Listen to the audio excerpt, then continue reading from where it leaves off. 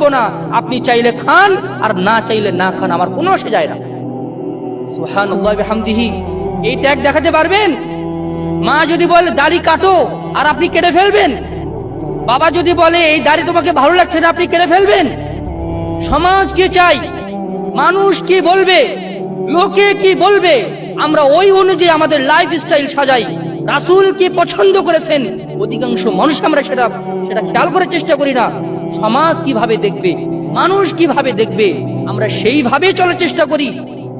আহলে হাদিস আন্দোলন বাংলাদেশ এবং বাংলাদেশ আহলে যুব সংঘের প্রতিটি কর্মীকে ওই আদর্শবান হতে হবে। সমাজ কি বলল, মানুষ কি বলল, লোকে কি বলল, ওই দিকে তাকানোর কোনো সুযোগ নেই। আল্লাহ কি বলেছেন, রাসূল কি বলেছেন, আল্লাহ এবং তার রাসূল যেটা পছন্দ করেন আমি ওটাই বলবো, আমি ওটাই গ্রহণ করব। সমাজের মানুষ যদি সবাই আমার বিরোধিতা করে, কোনোই পরোয়া নেই।